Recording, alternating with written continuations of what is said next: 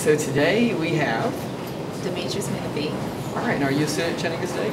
I am a transit student, yes. I also attend UTC. Awesome, okay. So how long have you been going here?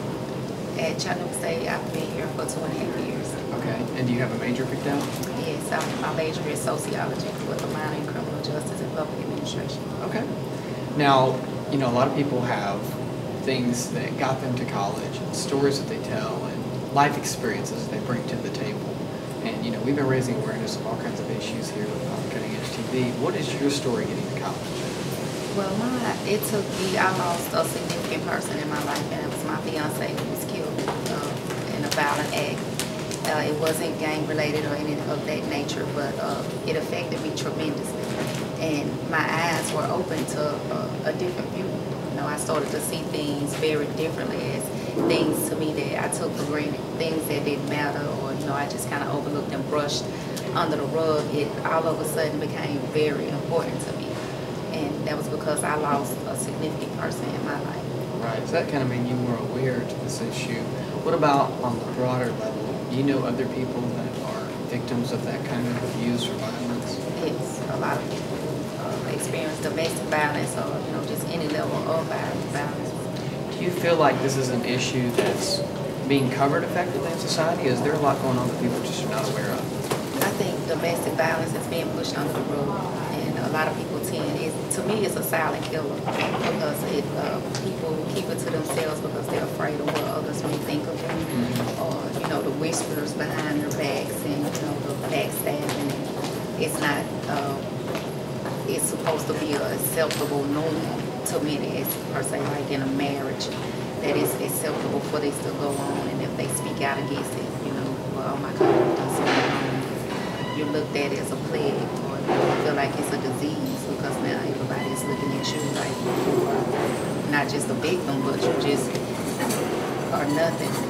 Right. So you actually had personal self-image type damage, not just the physical abuse or emotional abuse, that kind of thing. You actually had to battle things as far as how you felt viewed by others. Right? So there's a lot that people do. I don't know that everybody understands what a victim is, what they're dealing with, because what about children in the mix?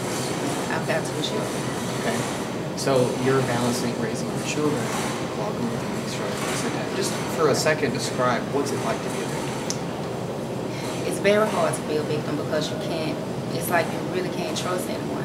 Even if you, like in my situation with my children's father, is no matter how many times I called the police, nothing got rectified because it got to the point where if I defended myself in any way, well, you both going to jail. And I could be busted up, bleeding to the floor, and the police would say, well, you both going to jail. And so you put in the choice to, well, do I want to go to jail and chance if something gets done and leave my kids behind? And you don't want to do that because really whose side the judge is going to take? Will the judge be understanding?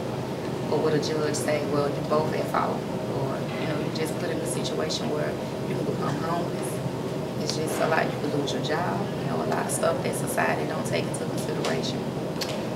Is dealing with domestic violence a long-term thing? Is that something that you have to, is there a quick fix, or is this a progression of dealing with this kind of experience? I think that it takes progression because growing up, I experienced domestic violence in my home. You know, I watched my mother and my father, and then I said then that I didn't want to go through it. I didn't want to be with an abusive guy, and it turned out that I was, and I stayed with him.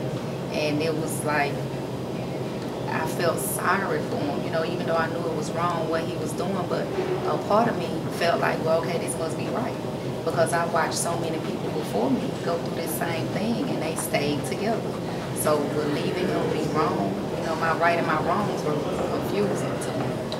And it took me to, you know, get therapy, and I had to, you know, good friends that stood beside me, you know, God, and just I was able to work through that. What would you say to a victim that finds himself in a similar situation? What advice would you give them? I would say, you know, it's okay to ask for help. It's okay for you to say, you know, something is wrong. This is what's happening to me, and to reach out. You know, if you have to leave and go to a shelter, you know, have your identity changed for protection. But the best thing to do is just to leave that violent situation. You know, take your kids with you, and, you know, just let it be known, speak out about it. That's what helps me deal with it even today, because it still hurts. And I speak out about it. Anybody that I can help, you know, reach one, pull one, you know, I was able, I'm a survivor now. So I'm willing, you know, and I'm able to help somebody else. And that's what it's about. And with that safety, if someone is fearing for their life, fearing an abuser, what they might do if they say anything, where does the victim find some safe house or some kind of resource? And see, the thing with that is that Chattanooga doesn't readily have a safe house, and that's exactly what we need. You know, we need somewhere without our protection being, you know, exposed, or our identity to be exposed with what's going on, and we need a way to, you know, shelter our kids from everything, the violence that's going on. And if Chattanooga had that, you know, a family justice center, or anything that, you know, resources, anything that could assist in that situation. I mean, it's not just women that go through domestic violence. It's some men that actually experience it as well, but not a lot of them come out and speak about it.